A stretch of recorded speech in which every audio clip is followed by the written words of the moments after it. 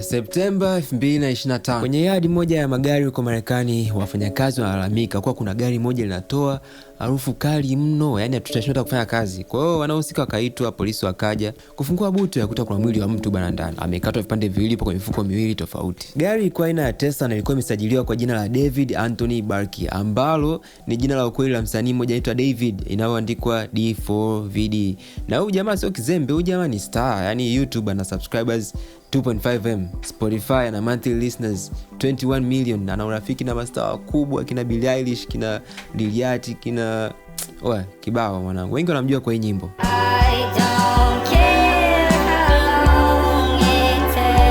Polisi nao washinda kuutambua mwili kwa kuwa ulikuwa ushaanza kuoza, yani wanahisi hata huo mwili ulikaa zaidi ya miezi 3 ndani ya gari. Lakini baada ya siku kadhaa mamake alijitokeza, mama marehemu, na kumtambua kwa ni mwanae anaitwa Celeste Rivers. Ana miaka 14.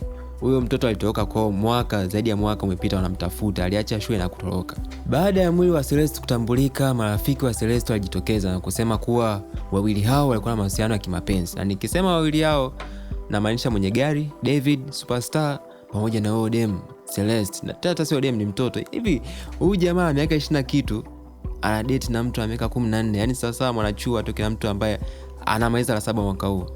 Sio poa. Na hata ule mwaka ambao alikuwa amepotea, kumbe alikuwa anaishi na David nyumbani kwake. Na kuna baadhi ya video kabisa nyingi tu akiwa pamoja, wanafurahi wakiwa pamoja nyumbani kwao. Kwa hiyo bana, David hawezi kusema kwamba amjui Celeste, hawezi kusema kabisa yani. Lakini kila mtu alishangazwa kwa nini David hajakamatwa bado, maana kila lead inapelekea kuwa David ndio aliyemuua Celeste.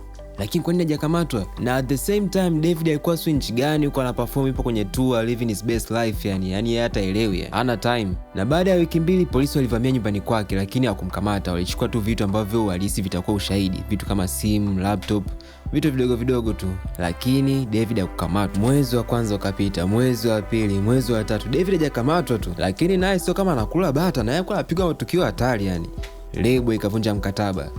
Alikuwa ni balozi wa kampuni ya Crocs, kafukuzwa kazi. Kila msanii alifanya naye collab walianza kufuta nyimbo. Yani mtu yupo lazima afute nyimbo kabisa isiwepo. Yani hawataki uhusiano naye kabisa. Kila mtu alikuwa anamtenga.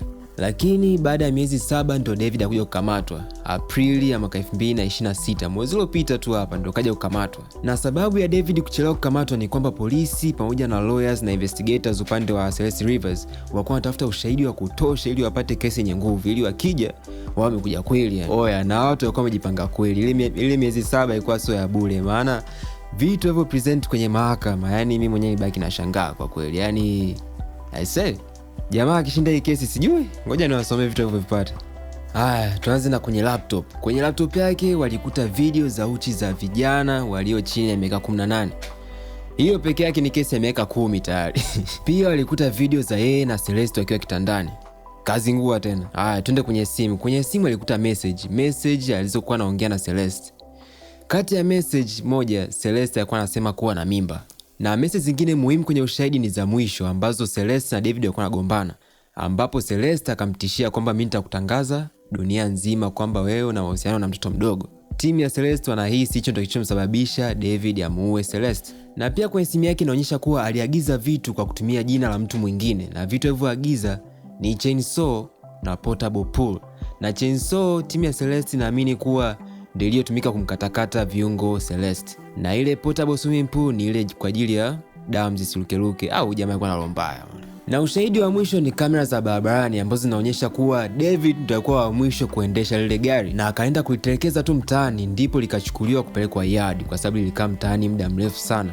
Na inasemekana ni nyakati zile ambazo wanahisi Celeste alikufa. Na kwa sasa kesi imeahirishwa hadi June 17, 2026 ambayo ni mwezi ujao nahisi. Hadi sasa hivi David yuko jela na anasubiria kesi yake kusikilizwa. Na timu ya maloya ya Celeste wanataka David apewe hukumu ya kifo, asiende hata jela ya maisha. Wanataka jamaa afya yani kimsingi kama alivyokufa binti yule. Lakini ukiachana tu na hii kesi, mimi nahisi tu jamaa bana hakuwa namna fulani akilini yani, maana kwenye video zake tu za nyimbo naona ana damu nyingi, mavisu kuuana yani. Show zake anaenda na majeneza. Kwenda na jeneza kwenye show anaenda. Huyu jamaa atanichosha akili. Kwa nyimbo moja anasema in the back of my mind I killed you, yani I killed you.